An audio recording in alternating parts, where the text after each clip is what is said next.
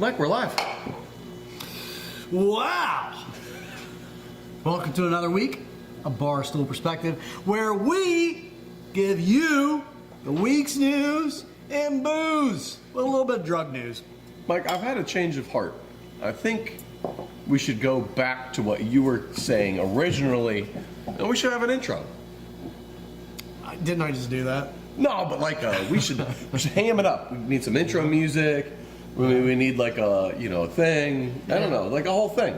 You've been working on theme music for like 3 years.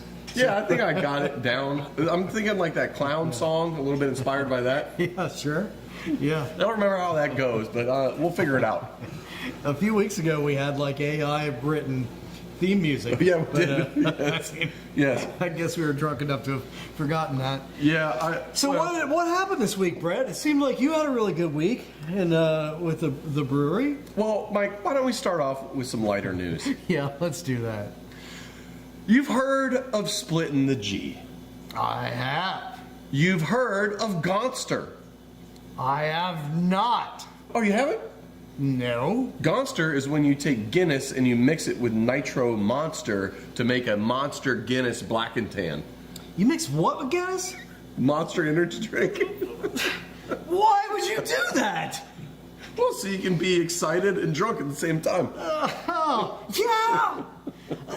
Haven't you ever heard of doing a couple of rails in the bathroom? Listen. I mean... Cocaine's expensive, Mike. Yeah, all right.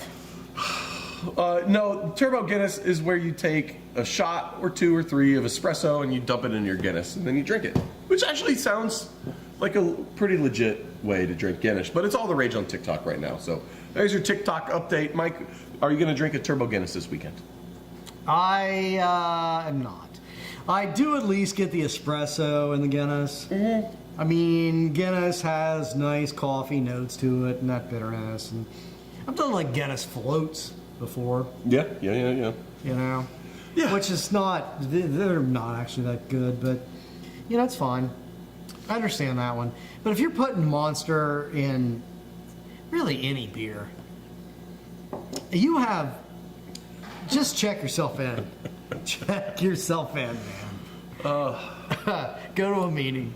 It's good to see everybody today. Owen, Julia, Gnome. Oh, Gnome's calling us all stoolies now. How do you feel about that? What is that? What is a stoolie? Well, if you're a fan of the Barstool show, oh, nice. You probably the stoolies, yeah. You sitting at your stool. I kind of like that. I mean, yeah. There's some negative connotations as long as there. nobody sends us stool samples or sends us to prison for being a stool pigeon. Right. Yeah, Mike, actually, speaking of, how are you doing? Are the Epstein file release getting you nervous at all? A little bit.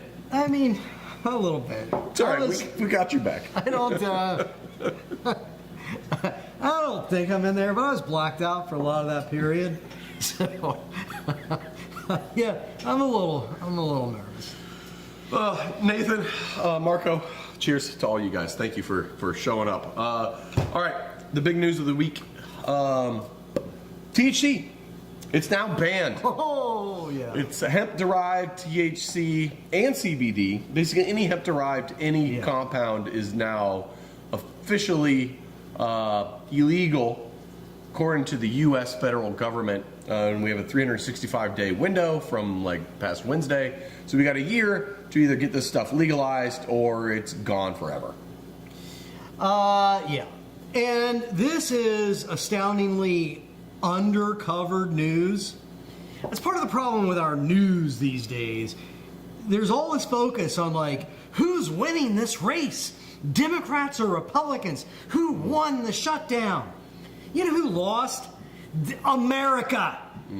And this hemp legislation, Democrats could have just approved this budget and then addressed head on the fact that Republicans have doubled and quadrupled people's health care payments. Instead, we get this whole shutdown, and then we get Chuck and the boys, and please, would you either resign or die? Get out of the goddamn way. Chuck and the boys, they then just cave like the pussies that they are. And what we get is this terrible legislation that criminalizes all of these small businesses that have been sprouting up around the country. And one here locally called Urban Artifact is still a brewery, but you guys have been doing well with hemp drinks. Yeah. There are a lot in the decline of craft beer. There are a lot of craft breweries across the nation that are either thriving or remaining in existence because of hemp drinks. A lot of retail stores. There's not a brewery in Cincinnati or that I've talked to in states that allow it that either doesn't have a hemp beverage already or was in the process of making one. Every single place, all of them. I get messages weekly from other brewers like, "Oh, how'd you do it?" Or like, "Who do I need to talk to about getting FDA approval?" And all of that stuff. It's like, it is a lifeline that the craft beer industry was looking for.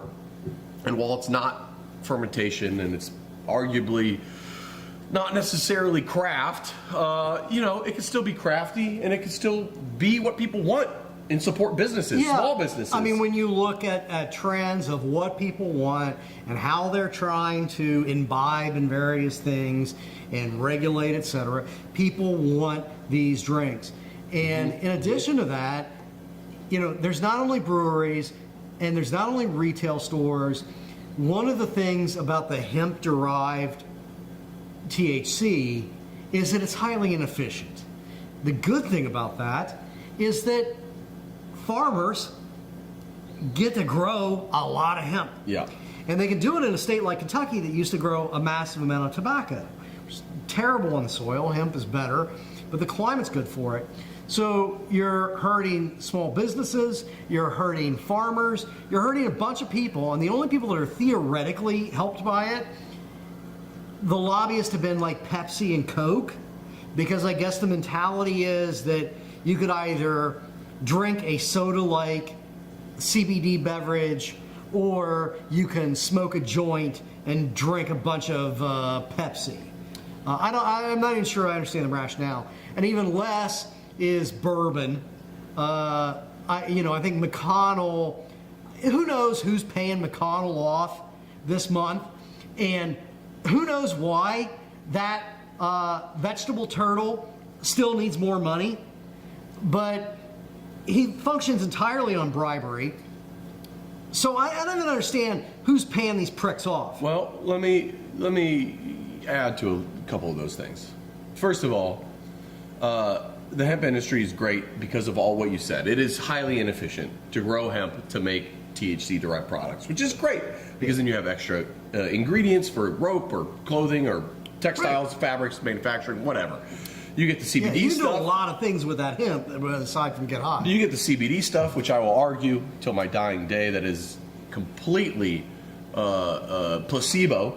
But there's people who swear by it that it helps them for their medical conditions, so that's good. And then you get the THC stuff, which allows people to get messed up. It supports small businesses and manufacturing. You then have all the manufacturers. You have the growers. You got the manufacturers that synthesize it. You got all the labs that take care of analyzing it. And you got all the retailers that are struggling with alcohol sales that are benefiting from it. Yeah. So it's huge industry. It's a $30 billion industry currently just based on gross revenue. It's quickly growing every year. Well over 100,000 jobs will be impacted. And what kills me here is that this is a lifeline for small businesses that are restaurants and bars. Yeah. And People that are struggling. Yeah. A lot of whom are being directly assaulted by tariffs and other Trump Republican nonsense. So all of that stuff is bad and good enough for reason alone to keep it legal. But then you look at the money side of things, and this is where it doesn't make any sense to me. So there was about $869,000 worth of contributions from the Kentucky Liquor Coalition to McConnell's PAC. Yeah. Directly. Almost $1 million. Then there was an additional about $600,000 contributed directly to Mitch McConnell's library nonprofit. Oh, yeah. And then there was even more money funneled to other Mitch McConnell interests that he wants money. So we're talking over $2 million directly given to Mitch McConnell to fight on behalf of getting hemp outlawed. The thing that really kills me, though, with all of this is that $2 million spent lining McConnell's pockets could have been $2 million spent spinning up your own hemp brand, you dumbasses. Yeah. Lobby for good legislation that puts a moderate excise tax on it. Funnel it through the 3-tier system so you can get all your distributors on board, and then you can activate all your points of distribution, all of your retail stores. Every single thing you have already built for your liquor, you can activate for hemp. Just spin up a brand, you dumb C-words. Like, what the hell are you doing?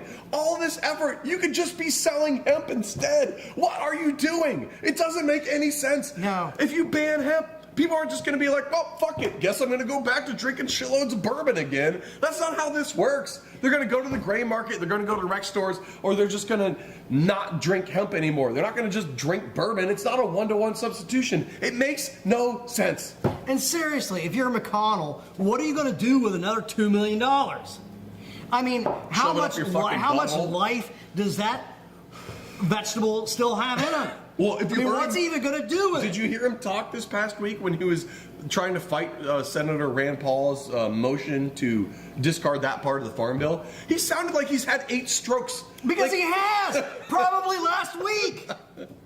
His skin is falling off his body. I mean, you would think if you lived all of your life this time being evil and screwing people over and taking bribes, if you are this close to going to hell, if you have any hope of not going to hell, represent the people that you're supposed to represent. Represent Kentucky for the first time in your life, you motherfucking piece of shit. He sounds like he had a stroke and he's drowning in syrup, is what he sounds like. And he looks like it too. And I will say, you got to call out good where there's good. Rand Paul, I've always called him like a broken clock. He has always been periodically right.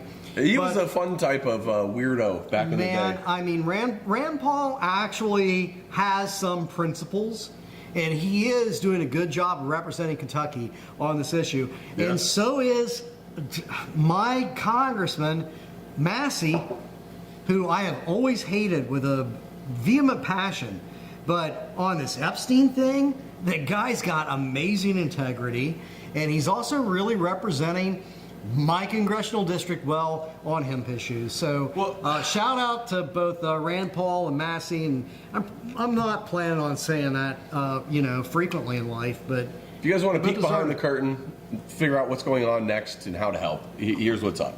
So we have 365 days before the off-ramp goes into effect. Now this is a good sign because it says that these politicians are open for bribes. They're open for bribes. That's exactly what it says. Because otherwise, if they actually thought it was a health concern, it would have been banned overnight and we'd be fucked. But they want a year to coalesce all this stuff. Also, if you look at THC acceptance and hemp acceptance across this country, 77% of people polled in the U.S. are in favor. 77% approval rating happens for nothing in our country. Nothing. If you said puppies have a lower approval rating. If you said I want to give people free money every month of your life, more than 23% would hate that idea. Yes. Yeah. So, it is an insane thing. So the only thing people are thinking is that no one wanted to vote against, or no one wanted to vote to approve Rand Paul's amendment because they didn't want to get in the way of the government reopening. So that could be used against them come midterms. The other thing is that no one really wants to get in the way of the hemp ban, and they want to be able to say they're for it, which is why they give the 365-day. So as we get closer to election time, there's really strong thought that they're going to reverse what they did with this hemp stuff. So we still feel okay, but it's still important to hammer your House representatives, hammer your federal senator. If you want to support the industry, go online, find out who your senator is, send them an email, say you support the hemp industry, this is impacting your life, this is impacting your community, and do what you can. And if you have a bunch of money, give them money, is what producer Dan's saying. Or he was making weird, racist, Jewish hand signals to us behind the camera. I don't know. It was one of the two. It was probably both. Now, before we get into more Farm Bill stuff, because there is more fuckery coming from this Farm Bill that just passed. And Julia raised a good point. It should be illegal to sneak this shit into bills. That it shouldn't even be really being discussed. Couldn't agree more. Obviously not going to change. What I want to say, though, a little bright light a little nightlight, if you will. Oh, thank God. A prison nightlight, if you will, Mike, is that Diddy, who's in jail, has been caught drinking prison wine.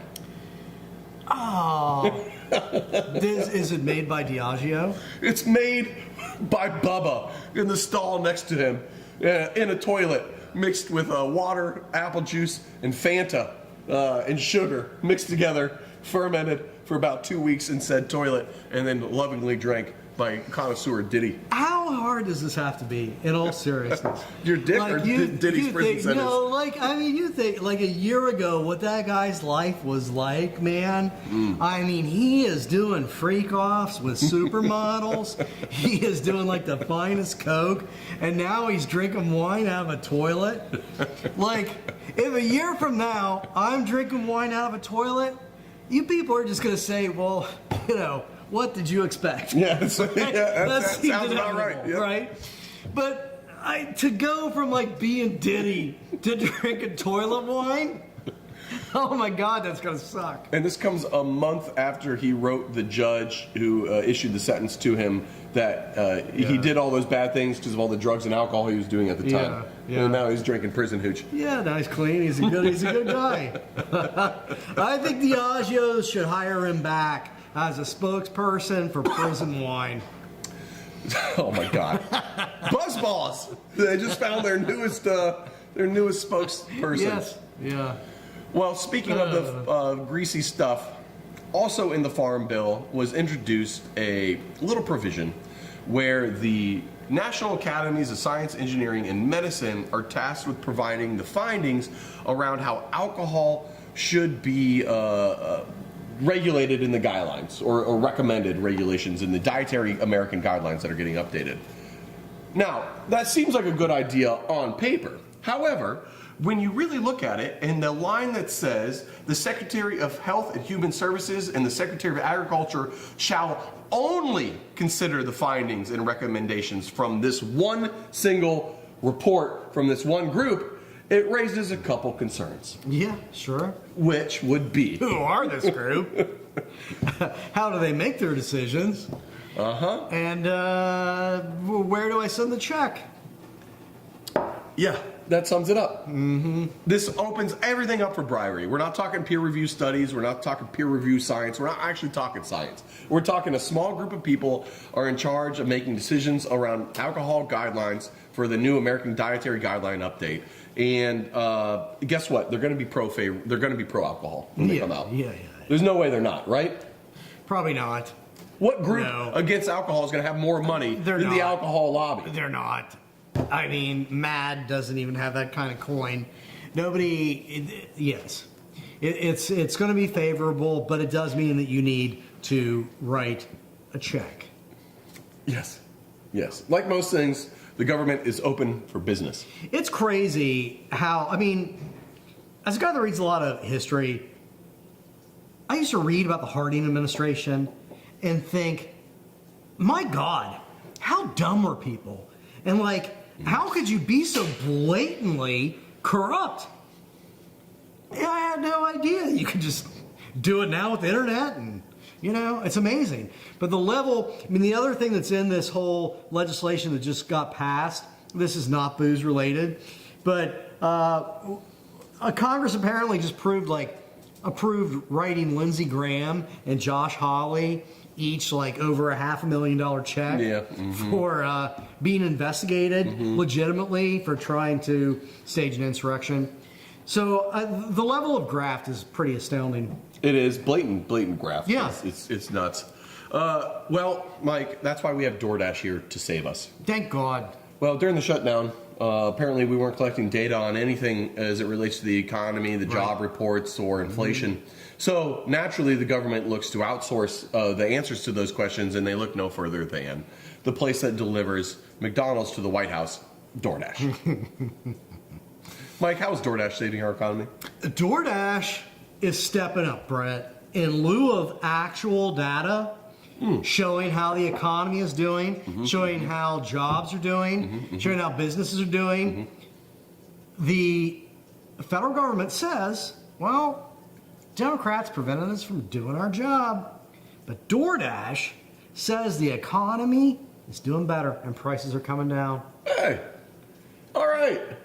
So what more do you need? Well, nothing, I guess. Thank you, DoorDash, for saving our economy. Yeah. I feel better now. It's doing great. It's doing great. Things felt bad, but they're doing fantastic. Well, if you've ever ordered DoorDash, you might be complicit in a crime. Against society, 100%. You might also be complicit in another crime. Yeah. 54% of all crashes that cause injury or death, the driver is stoned. What does that have to do with DoorDash? I mean, Well, 100% of DoorDash drivers are fucked up, Mike. oh, well, yeah. That's bad. 100% of DoorDash drivers are high as shit. There is data. That's just facts. I mean, the government hasn't been collecting that data, but I got it. I asked a Domino's driver, and yeah, it's just a fact. That's honestly one of the benefits when I was delivering pizza for Domino's back in my college years. Yeah, that was the benefit. It's like, oh, great, I can smoke joints every delivery. It'd just be ripped.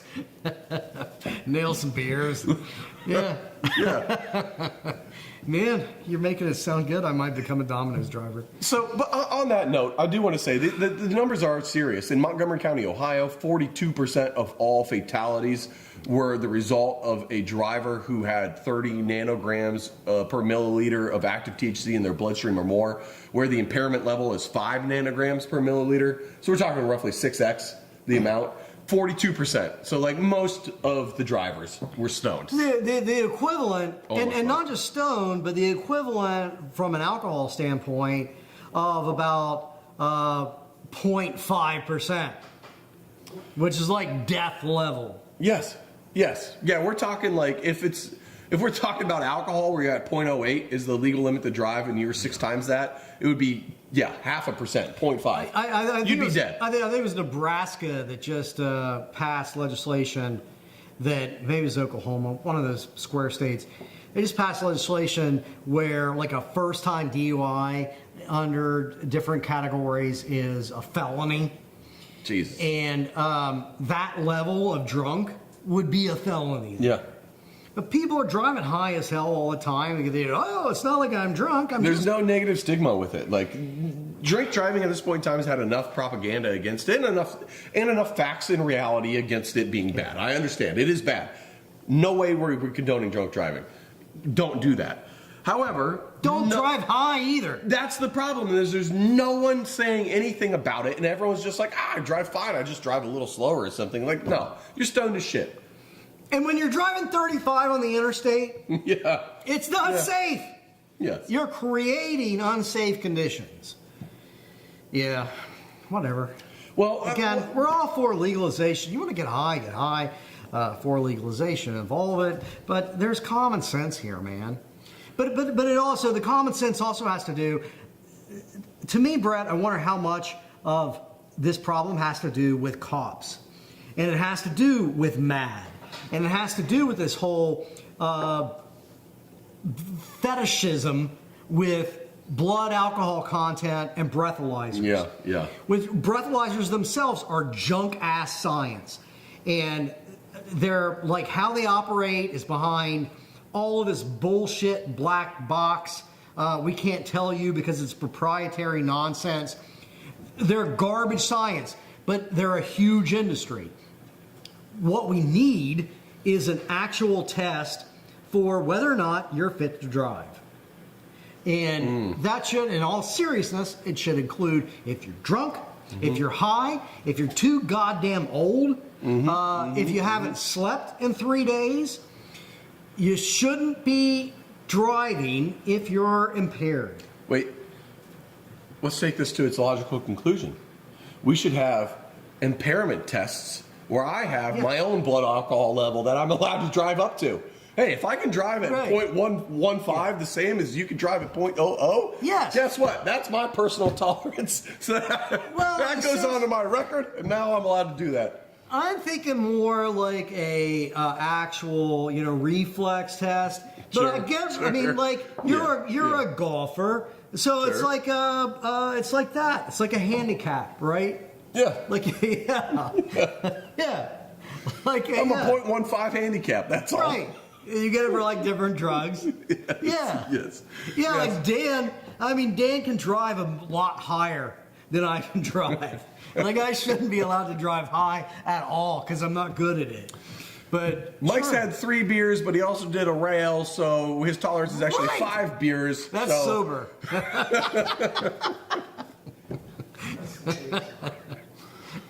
Well, Yeah, that's just what I call Wednesday morning. I mean, well, speaking of fat amount of drugs, the movie theaters are finding success with alcohol. yeah, well, haven't we all, Brett? Movie theaters that have been leaning on booze in recent times are finding a lot of success selling overpriced drinks that have too much sugar in them and not enough alcohol in them to unsuspecting bozos who have too much money to spend on expensive movie theaters. However, it's working, and AMC Theaters is leaning into it. They're going to be launching nationwide 24 fluid ounce cocktails for $16 to $25 across the country. So when you're watching your 3-hour movie, you don't have to get up to get a new drink. First of all, ooh. I mean, 24-ounce cocktail. That's a big goddamn cocktail. That's so huge. big. It's huge. It's going to be full of a bunch of syrup and sugar and nonsense. And the ice is all going to be melted in the first 30 minutes. So it sounds disgusting. Secondly, why do movies all have to be 3 hours now?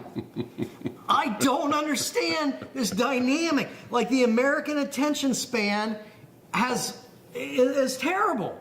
You know? Yeah. Everything has to be shorts. Everything has to be under 30 seconds. Yet somehow movies have gone the opposite direction. Yes. And I All don't afternoon, get it. It's Yeah. a half-day work affair. Yeah. Well, with the movie... Before we started, yes, you know, I went on another rant about Flower Moon, but I mean, it's a perfect example. You got this movie, Flower Moon. Aside from the fact that DiCaprio is playing a 20-some-year-old guy, like he's, you know, Epstein or something, but that aside, that movie would have been a good 90-minute movie. It bored the piss out of me at like 4 hours or whatever it took. For those of you joining us right now, Mike hasn't shut the fuck up about the Flower Moon movie for like 3 weeks. He keeps just talking about it. It doesn't make sense. It's been months. He hasn't shut the fuck up about this movie since it's come out. I hated it. Well, Good book. What theaters are finding as their preferred consumption pattern from customers is that they get there about 30 minutes early, they have their first drink, they get their first bathroom break right before the movie starts, and then they load up on drinks and food to head into the theater for the long movies. Mm-hmm. What I propose instead is just bring back the intermission. If we're going to have long movies, just shut it down for 30 minutes in between. Right. Send everybody to the bar, get them all getting more food, get them all getting more drinks, and then we can have reasonable sized drinks at reasonable prices. Right. Yes. You're going to sell more that way, really. Yeah. I would think so too, but who knows? I mean, I'm going to continue to just bring a flask in. But Yeah. Well, it's like going to a play, you know? They have intermission still, and they sell the shit out of fucking wine and other things in intermission. That's the whole point of intermission. Sell more stuff. Costco is going to blow you up. We talked about this before, but their Prosecco's are still exploding. well, we talked about it as a different. I mean, it happened before. Yes. But it's the same thing.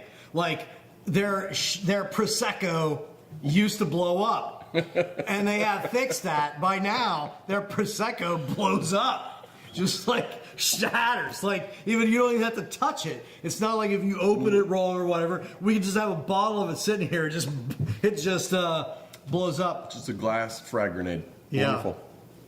Kratom. Probably just stop drinking that. Mike, in the lawsuit against Kratom, we have a surprise victory. Kratom wins! What happened? How did Kratom win? How did they win? Kratom pulled it out. This is like that horse that really comes from the back of the pack, man. Seabiscuit? So, yeah, we've talked about this lawsuit several times. This lawsuit was filed alleging that Kratom, which does in fact impact the brain. It replicates opiates in the way that it impacts the brain, which is not necessarily healthy. It's highly addictive, is what they say. It's highly addictive. And so there's a lawsuit that alleged that this maker of a kratom seltzer was engaging in false marketing by portraying that this drink was non-addictive, even kind of healthy-ish.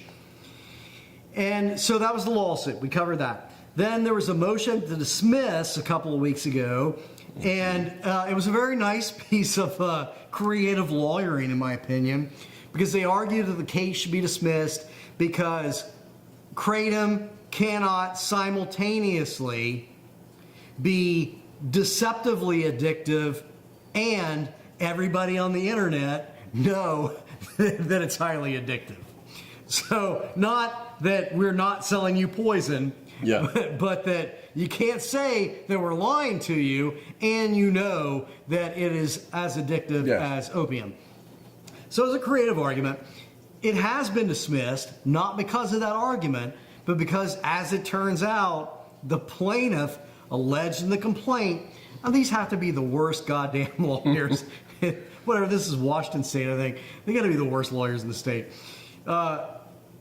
They alleged in the complaint that the plaintiff had started using and becoming addictive to this drink prior to it ever being made. And nobody really even knows who the plaintiff is, because I think there's a name, but like in the complaint, the plaintiff is a man. In the motion in the dismissal entry, it is a woman.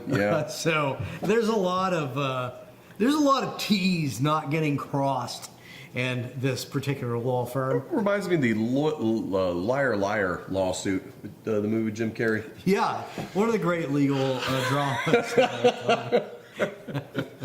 Well, let's. We are running out of time.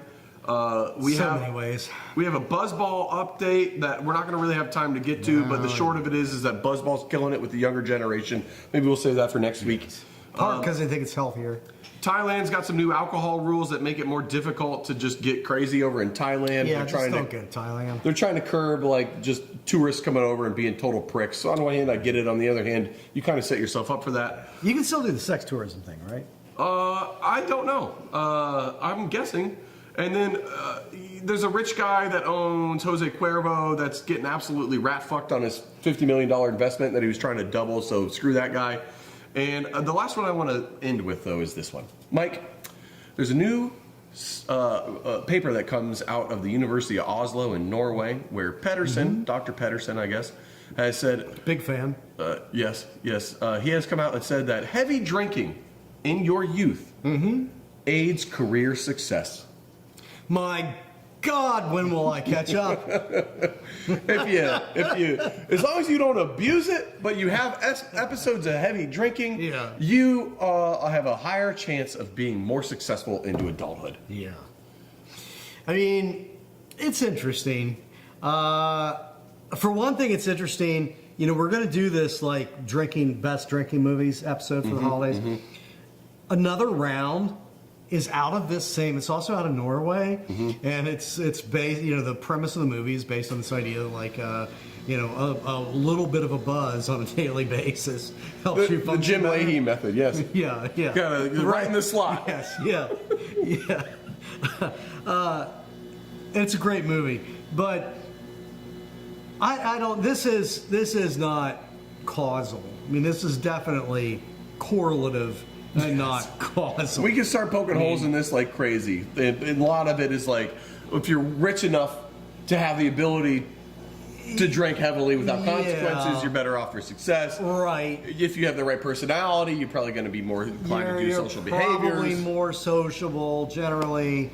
You're also going to have, you're going to have good bonding experiences as a result of getting hammered. Yeah. We do it every week. Yeah. But, and yeah, all those things. And you're probably also more, if you're if you're heavily drinking in your youth, you're probably a bit more of a risk taker, and you're probably a bit more curious as a person. So all of those things, I think, are probably Those are good traits to have. Yeah, they're positive traits that don't necessarily mean it's a good thing for you to get hammered in your youth, but they do probably track from a correlation standpoint. Yep. So that's about it. I mean, Bret, in the rebuttal to this, was hammered all through my youth, and complete failure. Like, you're not a complete failure. Definitely not a complete success. Oh, thanks. Look at that. That's sharing. Yeah, see? Host of a very successful YouTube show. We love you, people.